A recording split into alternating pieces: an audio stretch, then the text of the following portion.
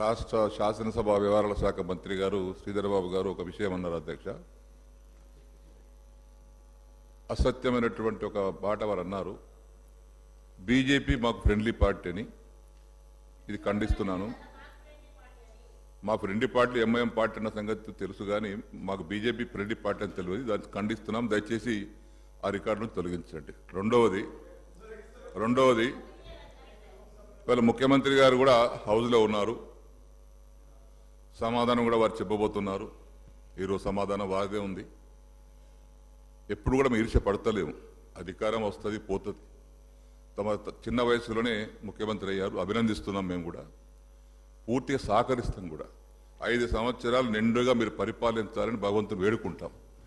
దాని సరిపడి సహకారం చిల్లలమ్మల రాజకీయాలు చేయకుండా, చిల్లలమ్మల రాజకీయాలతో కాకుండా సభా ఉందతనాన్ని దేశానికి ఆదర్శవంతంగా ఉండే విధంగా తమరు కూడా చర్యలు తీసుకోండి.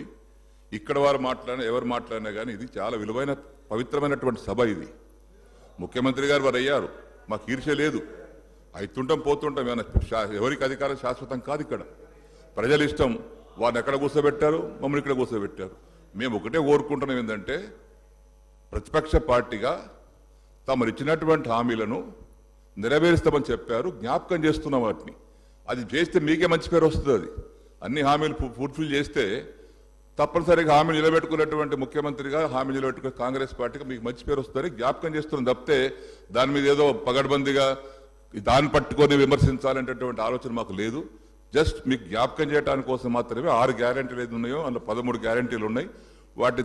దాన్ని మీరు జ్ఞాపకం చేసి అమలు చేస్తే మీకు మంచి పేరు వస్తుందో చెప్పడానికి చేస్తున్నాం అధ్యక్ష. అదేవిధంగా పొన్న ప్రభాకర్ గారు బస్సుల మీద చర్చ జరిగినప్పుడు అది కన్సర్న్ మంత్రి కాబట్టి వారు అప్పుడు లేచి మాట్లాడవచ్చు. కానీ ప్రతి ఒక్కరు లేచి ఎట్లా అధ్యక్ష? ఇది ప్రతి ఒక్కరు లేచి మాట్లాడుతున్నారు. వినండి. ఇదే వద్దంటున్నాను. పొన్న ప్రభాకర్ గారు ట్రాన్స్పోర్ట్ మినిస్టర్గా బస్సుల మీద చర్చ జరిగినప్పుడు అట్లా లెజిస్లేటివ్ పార్టీ మినిస్టర్గా వారికి హక్కు ఉంది. కన్సర్న్ మినిస్టర్ మీద సబ్జెక్ట్ చర్చ జరిగినప్పుడు వారికి హక్కు ఉంది.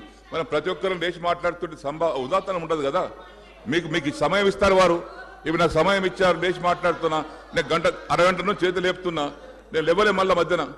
వారు అనుమతిస్తేనే అనుమతిస్తే లేచి మాట్లాడుతున్నాను. దయచేసి మీకు చాలా మంది కొత్త వారు ఉన్నారు తమ్ముళ్ళు. మనం అందరం కలిసి పనిచేసుకుందాం. 5 ఏళ్ళు బ్రహ్మాండంగా రాష్ట్రాన్ని అభివృద్ధి చేస్తాం. పేదల సంక్షేమం కోసం పనిచేస్తాం. 100% మా సహకారం ఉంటుంది. మాకు ఈర్ష్య సంవత్సరంకి వస్తాం, 2 సార్లకు వస్తాం, 3 సార్లకు వస్తాం. మాకు అక్కడ ఆశలేం లేవు. ప్రజలు ఇష్టం. మీరు అక్కడ, మేము ఇక్కడ.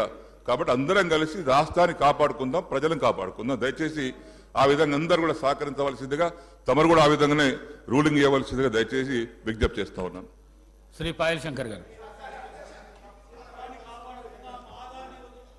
పాయల్ శంకర్ గారు, లీడర్ ఆఫ్ ది హౌస్.